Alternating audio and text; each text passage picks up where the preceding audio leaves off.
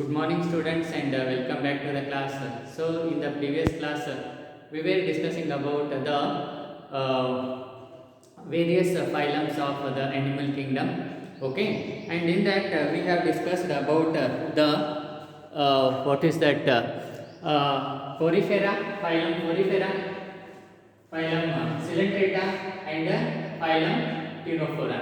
And today we will discuss about the phylum Platyhelminthes. Okay. These animals have a dorso-ventrally flattened body. So these Platyhelminthes, they are having a dorso-ventrally flattened body. Okay. That means dorsal means backside and ventral means front. They are having a flattened body. Okay, like this, like leaf, flat. Okay. So that is the major characteristics of this Platyhelminthes. They are having dorso-ventrally flattened body. And are therefore called flatworms. So that is why they are called as flatworms, because the Platyhelminthes, they are having dorso-ventrally flattened body, and that is why they are called as flatworms. Flatworms. Okay. They are bilaterally symmetrical, trichoplastic. They are bilaterally symmetric. That means the whole body can be divided into two equal halves or two equal halves. Okay, and then they are triploblastic in nature. That is, they are having ectoderm, endoderm, and mesoderm. Coelomate animals with organ level organization. And they are having organ level of organization. That means they are having different organs which perform the different functions. Flatworms are mostly endoparasites found in the digestive system of animals. So these flatworms are endoparasites. Okay, normally found in the digestive system of animals. Endoparasite. Endo means inside, parasite means they get nutrition from the host. Okay, ಪರಾವಲಂಬಿ ಜೀವಿಗಳು. Including humans. The parasitic members possess hooks and suckers. And these endoparasites, they possess these hook-like structures, that is hooks, and they contain the suckers.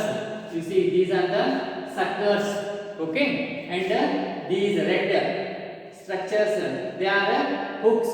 These hooks, they help in holding the host, and these suckers, they suck the nutrition from the host. Okay, host body. So this is the these platyhelminths are found as endoparasites. That is, they are parasites, depend on other host cells, and they are commonly found in the digestive system of animals and human beings. And these endoparasites, they are having hook-like structures, hooks. That is, the structures like this, red color. They help to hold the host, and they are having suckers which help to suck the nutrition from the host. And some of them use the surface of their body to absorb nutrients directly from the host. Flatworms have specialized cells called flame cells, which help in osmoregulation and And these platyhelminths are having specialized cells which are called as flame cells, found in the planaria, and they help in osmoregulation. That is, maintenance of water and salt content in the body fluid. Okay, that is the flame cells. Okay, they are the specialized cells found in the platyhelminthes in planaria. Okay, and these flame cells, they help for osmoregulation. That is, maintenance of water and salts level in the body fluid. The members are hermaphrodite.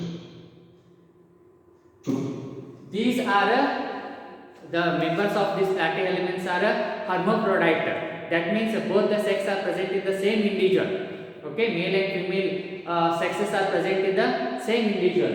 Okay, so you see here, this is the ovary, female part, and this is the testis, that is the male primary reproductive structure. Okay, and this is the oviduct, and this is genital pole. Fertilization is internal and development is through many larval stages. Some members, like Planaria, possess high regeneration capacity. Taenia and Fasciola are some common flatworms. This taenia and this The next phylum under non-chordates is Ascalanthes. So that was all about the platyhelminthes. Platyhelminthes, they are having the body is dorso-ventrally flattened. Okay, and that is why they are called as a flatworms. Okay, so next phylum is Ascalanthes. Okay. Unlike flatworms, these animals have a circular body when seen in cross-section. You see, Ascalanthes, they are having a circular body. Okay, when we take a cross section, and that is why they are called as a round worms. And hence are called roundworms. They may be aquatic or terrestrial, free-living or parasitic in plants and animals. So these are aquatic or terrestrial, and they are free-living or sometimes parasites. Okay. They are bilaterally symmetrical, trichoplastic, pseudocoelomate animal. They are bilaterally symmetrical. That means the body can be divided into two equal half part. And they are triploplastic in nature, and they are pseudocoelomate animals. Pseudocoelomate means they are not having a body cavity as such. Okay. And example is Ascaris. With organ system level body organization. And they have in Ascalanthes, they are having organ level of a system. Okay, that means they are having different organs, and these organs perform the different functions. The alimentary canal is complete with a well-developed muscular pharynx. And alimentary canal is complete here. Complete means the digestive they are having both this mouth and this anus. Okay, for intake of food and for excretion of this what is that waste material. So that is why they are having a complete this digestive system or this alimentary canal.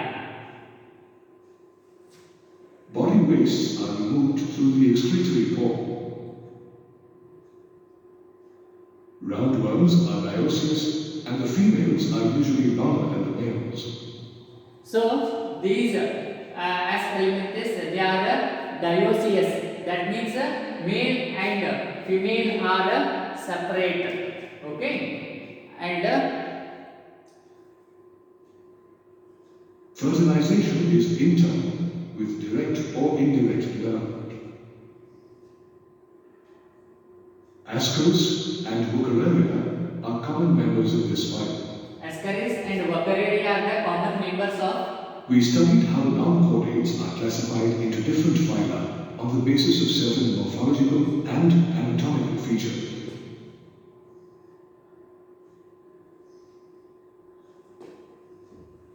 You have now reached the end of this module. In this module, you learned that